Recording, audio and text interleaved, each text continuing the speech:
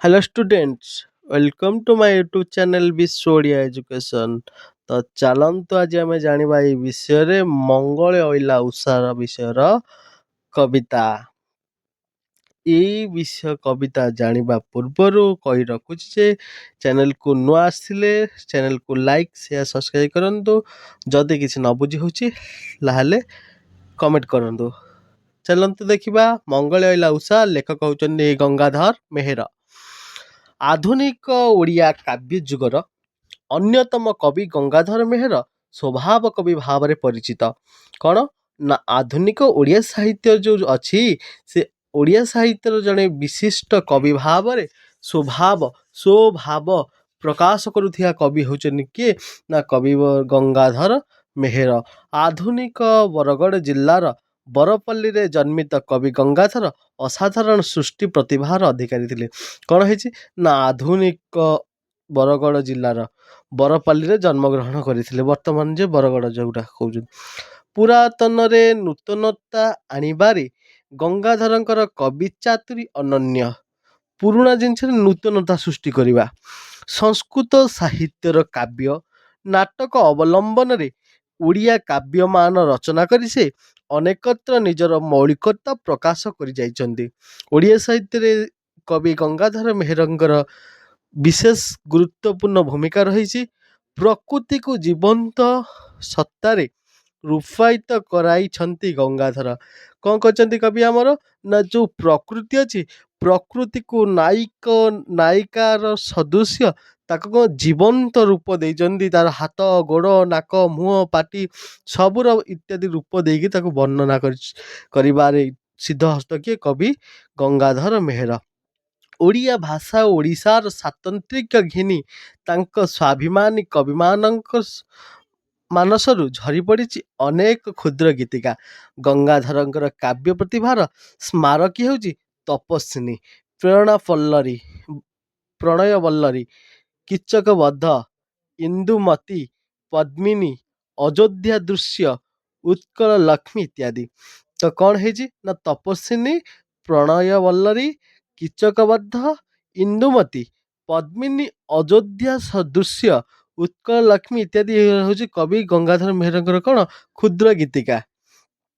ତାଙ୍କ କ୍ଷୁଦ୍ର ଗୀତି ଗୁଡ଼ିକ ସଂକଳିତ ହୋଇଛି କୃଷକ ସଙ୍ଗୀତ, କବିତା ମାଳା, କବିତା କଲ୍ଲୋଳ, ଅର୍ଘ୍ୟଥାଳୀ ଆଦି ପୁସ୍ତକରୁ। କେଉଁଥିରୁ ଏସବୁ ଗୀତ ଆସିଛି ନା କୃଷକ ସଙ୍ଗୀତ, କବିତା ମାଳା, କବିତା କଲ୍ଲୋଳ, ଅର୍ଘ୍ୟଥାଳୀ ଆଦି ପୁସ୍ତକରୁ ଏଗୁଡ଼ା ଆସିଛି। ଆଜି ଆମେ ଯେଉଁ ମଙ୍ଗଳେ ଅଇଲା ଉଷା ବିଷୟଟି ପଢ଼ିବା, ଏଇ ମଙ୍ଗଳେ ଅଇଲା ଉଷା ବିଷୟଟି ତପସ୍ୱିନୀ କାବ୍ୟର ଚତୁର୍ଥ ସର୍ଗରୁ ସଂଗୃହୀତ କାବ୍ୟାଂଶ।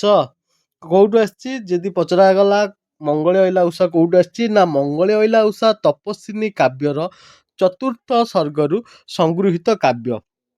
ବାଲ୍ମୀକି ଆଶ୍ରମରେ ରହୁଥିବା ନିର୍ବାସିତା ସୀତାଙ୍କୁ ପ୍ରକୃତି ସ୍ୱାଗତ କରିବା, ପ୍ରକୃତିକୁ ମାନବ ଚରିତ୍ର ଭଳି ଉପସ୍ଥାପନ କରିବାରେ କବି ଗଙ୍ଗାଧର ସିଦ୍ଧହସ୍ତିତା ଏହି ପଂକ୍ତି ଗୁଡ଼ିକରେ ପ୍ରତିଫଳିତ କରିଛନ୍ତି। କ'ଣ କରିଛନ୍ତି ନା ଯେତେବେଳେ ମାତା ସୀତା କ'ଣ କରିଛନ୍ତି ରାମ କ'ଣ କରିଛନ୍ତି ଧୋବା ଆଉ ଧୋବଣୀଙ୍କର କଳିରେ ତାଙ୍କୁ କ'ଣ କରିଛନ୍ତି ନା ବାହାରକୁ କେଉଁଠି ପଠେଇ ଦେଇଛନ୍ତି ନା ଲକ୍ଷ୍ମଣଙ୍କ ସହିତ ତାଙ୍କୁ ବନକୁ ପଠେଇ ଦେଇଛନ୍ତି। ତ ପାଖରେ କିଏ ଭେଟିଛି ନା ଋଷି ବାଲ୍ମୀକି ତାଙ୍କୁ ଜଙ୍ଗଲ ମଧ୍ୟରେ ପାଇଛନ୍ତି ଏବଂ ପାଳିତା ଝିଅ କରିକିରି ତାକୁ ପୋଷ୍ୟ କନ୍ୟା କରିକିରି ନେଇଯାଇଛନ୍ତି। ତ ନେଇଯାଇଛନ୍ତି ସେଇ ଯେଉଁ ସମୟରେ ପ୍ରଥମ ରାତ୍ରି ଯେଉଁ କାଟିଛନ୍ତି ମାତା ସୀତା ବାଲ୍ମୀକିଙ୍କ ଆଶ୍ରମରେ, ତାରି ଉପରେ ଆଧାରିତ ହେଇଛି ଆମର ଏଇ ମଙ୍ଗଳେ ଅଇଲା ଉଷା କାବ୍ୟଟି। ତ ଚାଲ ଦେଖିବା ମଙ୍ଗଳେ ଅଇଲା ଉଷା ବିଷୟ।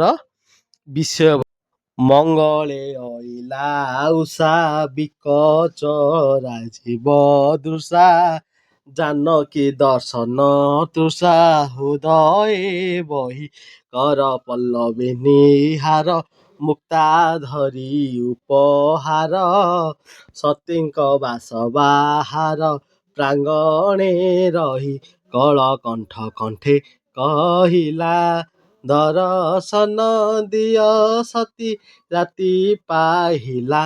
କ'ଣ ହେଇଛି ମଙ୍ଗଳେ ଅଇଲା ଉଠା ଶୁଭ ମଙ୍ଗଳ ଘେନିକିରି ମାତା ସୀତାଙ୍କର ଉଷା ଆସୁଛି। ଉଷା କିଏ? ନା ସୂର୍ଯ୍ୟ ଆସୁଛି। ଉଷା ହଉଛି ସୂର୍ଯ୍ୟ।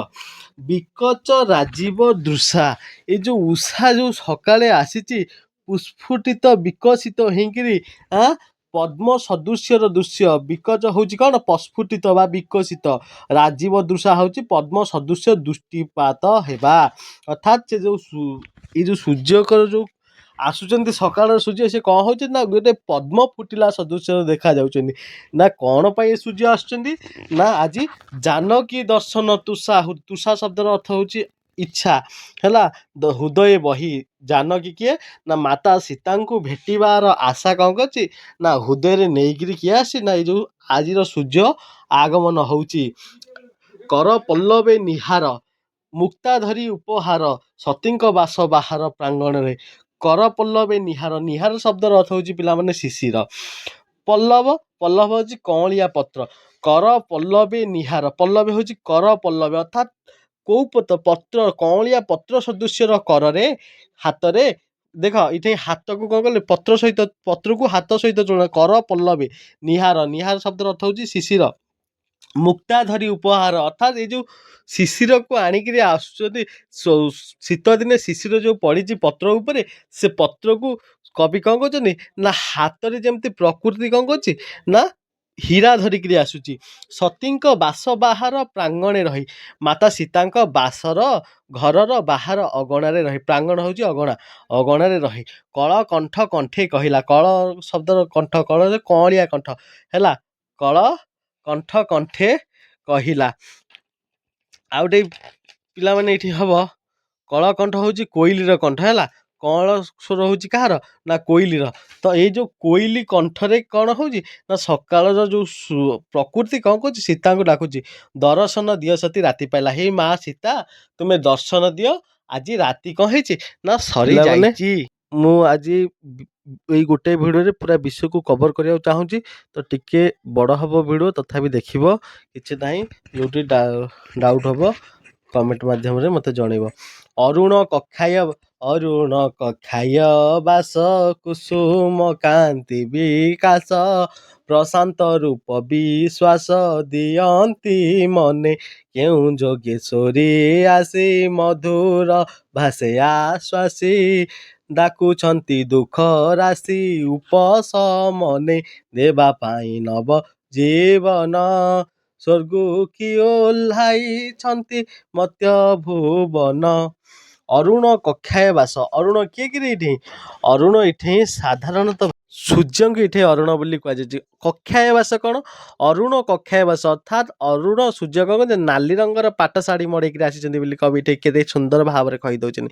କୁସୁମ କାନ୍ତି ବିକାଶ, ଅର୍ଥାତ୍ ସେ ଯୋଉ କଅଁଳିଆ ରଙ୍ଗର ଶରୀର ତାଙ୍କର, ଯୋଉ ନାଲି ଶାଢ଼ୀ ମଡେଇଛନ୍ତି, ସେ ନାଲି ଶାଢ଼ୀରେ ଯୋଉ ତାର ଯୋଉ ପଣତରେ କଣ କରୁଛନ୍ତି? କୁସୁମ କାନ୍ତି ବିକାଶ କରିଦଉଛନ୍ତି। ଅର୍ଥାତ୍ ସମଗ୍ର ସେ ଯୋଉ ଜ୍ୟୋତ୍ସ୍ନାକୁ କଣ କରୁଛନ୍ତି? ପ୍ରତିଫଳିତ କରିଦଉଛନ୍ତି।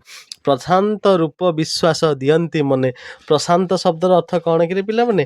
ପ୍ରଶାନ୍ତ ଶବ୍ଦର ଅର୍ଥ ହଉଛି ଆମର ଦିବ୍ୟ ମନୋହର ରୂପର ବିଶ୍ୱାସ କଣ କରୁଛନ୍ତି? ମନରେ ଦିଅନ୍ତି ମନେ।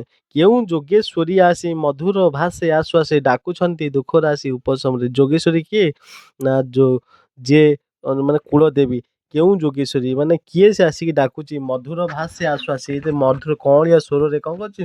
ତାର କଅଁଳ ସ୍ୱର କଣ ହଉଛି? ଭାସି ଉଠୁଛି।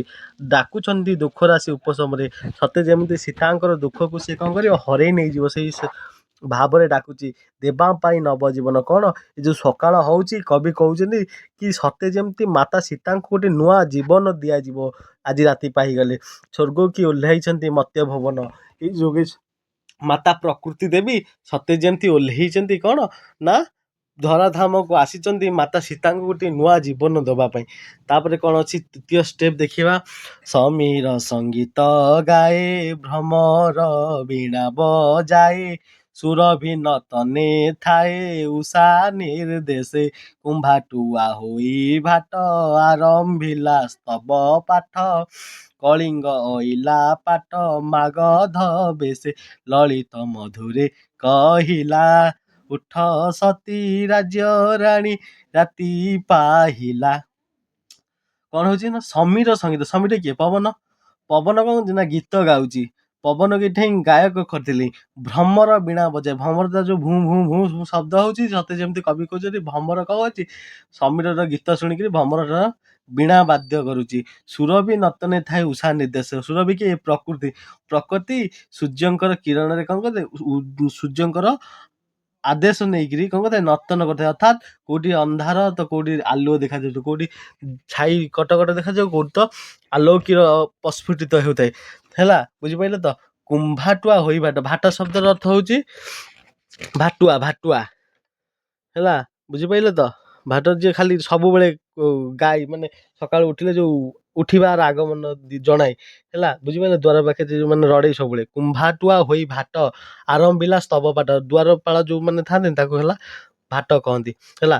କୁମ୍ଭାଟୁଆ ହୋଇ ଭାଟ ଭାଟ ହେଇକିରି କଣ କୁମ୍ଭାଟୁଆକୁ ଭାଟ କରିଦେଇଛି। ଆରମ୍ଭିଲା ସ୍ତବ ପାଠ। ସ୍ତବ ପାଠ କଣ କରୁଛି ମନ୍ତ୍ର ପଢିଲାଣି କୁମ୍ଭାଟୁଆ। କଳିଙ୍ଗ ଅଇଲା ପାଟ ମାଗଧ ବେଶେ। କଳିଙ୍ଗ କଣ କରୁଛି ନା କଳିଙ୍ଗ କିଏ ନା କଳିଙ୍ଗ ହଉଛି ସେଇ ସୂର୍ଯ୍ୟ। ସୂର୍ଯ୍ୟ ଅଇଲେ କଣ ପାଟ ମାଗଧ ଅର୍ଥାତ୍ ପାଟର ନାଲି ରଙ୍ଗର ପାଟ ଶାଢୀ ମଡେଇକିରି ଆଇଲେ ଲଳିତ ମଧୁରେ କହିଲା ଉଠ ସତୀ। ସେଇ ପ୍ରକୃତି ପୁଣି କଅଁଳ ସ୍ୱରରେ ଡାକୁଛି କଣ କଅଁଳିଆ ସ୍ୱରରେ ଉଠ ସତୀ ରାଜ୍ୟ ରାଣୀ। କୋଉ ଦେଶର ରାଜା ଅଯୋଧ୍ୟା ଦେଶର ରାଜା ହଉଛନ୍ତି କିଏ ରାମଚନ୍ଦ୍ର, ତାଙ୍କର ପତ୍ନୀ ହଉଛନ୍ତି ମାତା ସୀତା, ତେଣୁ ହେଲେ ରାଜ୍ୟର ରାଣୀ। ତ ସେଇ ଅଯୋଧ୍ୟାରେ ଯାଉଛି କିଏ ନା ଋଷିଙ୍କର ଆଶ୍ରମ, ତେଣୁ ତାଙ୍କୁ କୁହାଯାଇଛି ଉଠ ସତୀ ରାଜ୍ୟ ରାଣୀ। ଇଏ ରାଜ୍ୟର ରାଣୀ ଉଠ ରାତି ଆଜି ପାହି ଯାଉଛି। ମୁନି ମୁଖ ବେଦ ସ୍ୱନ ପୂର୍ଣ୍ଣ କଲା ଶ୍ୟାମ ବନ ଉଠିଲା ଭେଦି ଗଗନ ଉଚ୍ଚ ଓଙ୍କାର ବୈକୁଣ୍ଠେ ଦେଇ ଧ୍ରୁପତି ଅନନ୍ତ ଶ୍ରୁତି କି ଗତି ବିହିଲା କି ସରସ୍ୱତୀ ବୀଣା ଝଙ୍କାର ବେଳୁ ବେଳ ବନ ଉଜ୍ୱଳ ମନ୍ତ୍ର ବଳେ ଜେନେ ବଢି ଆସିଲା ବଳ। କଣ ହଉଛି ନା ମୁନି ମୁଖ ବେଦ ସ୍ୱନ। ଯେମିତି ସକାଳ ପାହାନ୍ତା 4ଟା ରାତିରେ ଉଠି ମୁନି ମାନେ ତାଙ୍କର ପୂର୍ଣ୍ଣ ଆହୁତି ଦିଅନ୍ତି ସେ କାହାକୁ ନା ସୂର୍ଯ୍ୟଙ୍କୁ ଜଣେଇଥାନ୍ତି ପ୍ରଥମ ଆହୁତି। ତ ସେଇ ଗୋଟେ ଆରମ୍ଭ କରିଦେଇଛନ୍ତି ମୁନି ମାନେ। କଣ କହୁଛନ୍ତି ନା ମୁନି ମୁଖ ବେଦ ସ୍ୱନ। କବି କେତେ ସୁନ୍ଦର ଭାବରେ ବର୍ଣ୍ଣନା କରୁଛନ୍ତି ଦେଖ। ମୁନି ମୁଖର ବେଦ ସ୍ୱନ କଣ ହଉଛି ପୁରୀ ଉଠୁଛି। କଣ ନା କୋଉ ବେଦ ପୂର୍ଣ୍ଣ କଲା ଶ୍ୟାମ ବନ। ଶ୍ୟାମ ବେଦ ପଢୁଛନ୍ତି ହେଲା। ଏଠି ଶ୍ୟାମ ବନ ଅର୍ଥାତ୍ ବନକୁ କୋଉ ବେଦରେ ପରିପୂର୍ଣ୍ଣ କରିଦଉଛନ୍ତି ପୂର୍ଣ୍ଣ କରିଦଉଛନ୍ତି ନା ଶ୍ୟାମ ବେଦରେ। ଉଠିଲା ଭେଦି ଗଗନ। ଗଗନ ଆକାଶ କଣ ହଉଛି ଭେଦି ଉଠୁଛି ଅର୍ଥାତ୍ ଓଙ୍କାରିତ ହୋଇ ଉଠୁଛି। କୋଉଠି ଉଚ୍ଚ ଓଙ୍କାର। ଓଙ୍କାର ଶବ୍ଦରେ କଣ ହଉଛି ପୁରା ଆକାଶ ମଣ୍ଡଳ କଣ ହଉଛି ନା ଘେରି ଉଠୁ ଯାଉଛି ହେଲା। ବୈକୁଣ୍ଠେ ଦେଇ ତୃପତି। ବୈକୁଣ୍ଠପୁରକୁ ତୃପ୍ତି ଦେଇକିରି ପାରି ହେଇକିରି ଅନନ୍ତ ଶ୍ରୁତି କି ଗତି। ଅନନ୍ତପୁରକୁ ଗତି କରିଛି। ଭିଲା କି ସରସ୍ୱତୀ ବୀଣା ଝଙ୍କାର। ଅର୍ଥାତ୍ ସତେ ଯେମିତି ସରସ୍ୱତୀ ମା କଣ କଲେ ବୀଣା ବଜଉଛନ୍ତି। ସତରେ ତାଙ୍କ ହାତରେ ବୀଣା ବାଜୁଛି। ବେଳୁ ବେଳ ବର୍ଣ୍ଣ ଉଜ୍ଜଳ। ଧୀରେ ଧୀରେ କଣ ହଉଛି ଇଏ ସବୁ କାମ ଚାଲିଲା ଭିତରେ ବେଳ ବି ମଧ୍ୟ କଣ ହଉଛି ଧୀରେ ଧୀରେ ଆଗଭର ହଉଛି। ସୂର୍ଯ୍ୟ ବଢୁଛନ୍ତି, ଦିନ ଆସୁଛି ଉଜ୍ଜଳିତ ହିଁ ଆସୁଛି। ମନ୍ତ୍ର ବଳେ ଜେହ୍ନେ ବଢି ଆସିଲା ବଳ। ସେ ମନ୍ତ୍ର ସାହାଯ୍ୟରେ ଯେମିତି ସତରେ ସୂର୍ଯ୍ୟଙ୍କ ଅଶେଷ ବଳ ପାଇଛି, ପ୍ରକୃତି ଅଶେଷ ବଳ ପାଇଛି। ସେ ଅଶେଷ ବଳ ନେଇକିରି କଣ ହଉଛି ନିଜେ କଣ ହଉଛି ରାହୁର ଛାୟାରୁ ରାତ୍ରିର ଛାୟାରୁ କଣ କରୁଛି ନିଜରୁ କବଳିତ କରୁଛି। କାଳେ ବ୍ରହ୍ମଚାରିଣୀ ଅନୁକମ୍ପା ତପସ୍ୱିନୀ ଆସି ଜନକ ନନ୍ଦିନୀ ପାଶେ ଗମ୍ଭୀରେ ଓଇଲେ ଉଠ ବୈଦେହୀ ଉଷା ସୁକୁମାର ଦେଇ ଆସିଛି ଦର୍ଶନ ଦେଇ ତୋଷ ବିଧିରେ ତମସା ରହିଛି ଅନାଇ କୋଳ କରି ଥରେ ସୁଖ ଲଭିବା ପାଇଁ। କଣ କହୁଛନ୍ତି ନା ବ୍ରହ୍ମଚାରିଣୀ ଯୋଉମାନେ ରହିଲେ ବ୍ରହ୍ମକୁ ଗ୍ରହଣ କଲେ, ବ୍ରହ୍ମ ବିଦ୍ୟାକୁ ଗ୍ରହଣ କରି ବ୍ରହ୍ମଚାରୀ ହେଲେ, ତାଙ୍କୁ ଝିଅ ମାନଙ୍କୁ କୁହାଗଲା ବ୍ରହ୍ମଚାରିଣୀ, ପୁଅ ମାନଙ୍କୁ କୁହାଗଲା ବ୍ରହ୍ମଚର୍ଯ୍ୟ ପାଳନ କରୁଥିବା ବ୍ରହ୍ମଚାରୀ ହେଲା। ଏକାଳେ ବ୍ରହ୍ମଚାରିଣୀ କଣ ଝିଅ ତପସ୍ୱିନୀଟିଏ ଆସିଛି। କିଏ ତା ନାଁ କଣ ନା ଅନୁକମ୍ପା ତପସ୍ୱିନୀ। ସେ ହଉଛି ତପସ୍ୱିନୀ ଝିଅଟିର ନାଁ ହଉଛି ଅନୁକମ୍ପା। ଆସି ଜନକ ନନ୍ଦିନୀ ପାଶେ ଗମ୍ଭୀରେ। ଜନକ କିଏ ଜନକ ନନ୍ଦିନୀ କିଏ ଜାନକୀ ହେଉଛନ୍ତି ଜନକ ରାଜାର ଝିଅ ମାତା ସୀତା। ତାଙ୍କ ପାଶରେ ଆସି ଗମ୍ଭୀର ସ୍ୱରରେ କହିଲେ ବୋଇଲେ ଉଠ ବୈଦେହୀ। ବୈଦେହୀ କିଏ ବୈଦେହୀ ସେଇ ସୀତା। ଉଷା ସୁକୁମାର ଦେଇ ଅର୍ଥାତ୍ ଉଷା ସୁକୁମାର। ଉଷା ବାଗ୍ୟା। ଉଷା କିଏ ନା ଉଷା ହଉଛନ୍ତି ସେଇ ସୂର୍ଯ୍ୟ। ତାଙ୍କ ବାଗ୍ୟା କଅଁଳ ଶରୀର ଧାରଣ କରୁଥିବା କିଏ ସୁକୁମାରୀ ଦେଇ। ଉଷା ଅର୍ଥାତ୍ ଅତି ମାନେ କଅଁଳିଆ ଶରୀର ବା ନରମ ଶରୀର ଯାହାର ତାକୁ ମାନେ ଗୋଟେ ଶରୀର ଥାଏ ଆମର ଟାଣୁଆ ଆଉ ଗୋଟେ ଶରୀର ଥାଏ କୋମଳ। ସାଧାରଣତଃ ଝିଅ ପିଲାଙ୍କର ଶରୀରଟା ହାତ ଫାତ ଦେଖିବ ସେ ସଫ୍ଟ ଲାଗେ ନରମ ଲାଗେ। ତ ସେଇ ଉଷା ସୁକୁମାର ଦେହି ବୁଝିପାରିଲ ତ କୋମଳ ଶରୀର ଆସିଛି ଦର୍ଶନ ଦେଇ ତୋଷ ବିଧିରେ ଆସିଛି ମୁଁ ତୁମ ପାଖକୁ ଆସିଛି ମତେ ଦର୍ଶନ ଦିଅ ତୋଷ ବିଧିରେ ଅର୍ଥାତ୍ ମୋ ଦୁଃଖକୁ କଣ କର ତୋଷ କର। ତମସା ରହିଛି ଅନାଇ ତମସା କିଏ ନା ତମସା ହେଉଛି ଏକ ନଦୀର ନାମ ଯାହାକି ବାଲ୍ମୀକି ଋଷିଙ୍କ ଆଶ୍ରମ ପାଖରେ ଥାଏ। ତମସା ରହିଛି ଅନାଇ କୋଳ କରି ଥରେ ସୁଖ ଲଭିବା ପାଇଁ। ତମସା କଣ କରିଛି ନଦୀ ଚାହିଁ ରହିଛି ତମକୁ ଥରେ ତା ଅଙ୍କରେ କୋଳ କରି ତା ଶରୀରରେ କୋଳ କରି ସୁଖ ଟିକେ ଲାଭ କରିବ।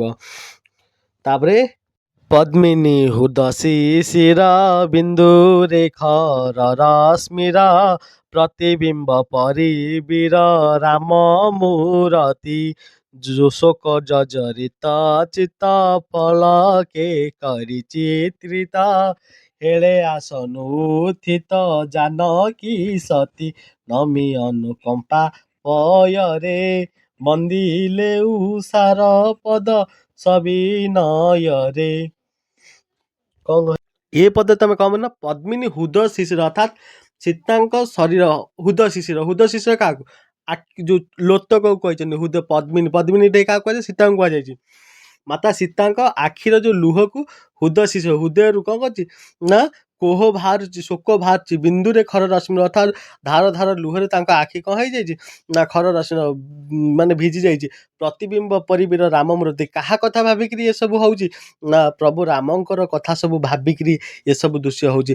ଶୋକ ଜର୍ଜରିତ ଚିତ୍ତ ଫଲକେ କରି ଚିତ୍ରିତ ଅର୍ଥାତ୍ ଏଇ ଯୋଉ ଶୋକ ଜର୍ଜରିତ ଚିତ୍ତ ତାଙ୍କର ଅଛି ଶୋକ ଭରା ତାଙ୍କ ମନ ଅଛି ତାକୁ କହନ୍ତି କ୍ଷଣକ ପାଇଁ କଣ କରୁଛନ୍ତି ତାକୁ ଦୂରେଇ ଦେଇଛନ୍ତି ତାକୁ ରଖି ଦେଇଛନ୍ତି ସାଇତି ଦେଇଛନ୍ତି ଅର୍ଥାତ୍ ମୁହଁକୁ କଣ କରୁଛନ୍ତି ପୋଛି ହେଇଛନ୍ତି। ସେ ଯୋଉ ହେଲେ ଆସନୁ ଉତ୍ଥିତ ଜାନକୀ ସତୀ କଣ କରୁଛନ୍ତି ନା ମାତା ସୀତା କଣ କରୁଛନ୍ତି ନା ଆସନରୁ ଉଠିଛନ୍ତି ଶଯ୍ୟାରୁ ଉଠିଛନ୍ତି ନମି ଅନୁକମ୍ପା ପୟରେ ଯୋଉ ଅନୁକମ୍ପା ତପସ୍ୱିନୀ ଟିକେ ଡାକୁଥିଲା ମାତା ସୀତାଙ୍କୁ ସ୍ନାନ କରି ଯିବା ପାଇଁ ତାଙ୍କ ପାଦରେ କଣ କରିଛି ପ୍ରଣିପାତ କରିଛନ୍ତି ମାତା ସୀତା।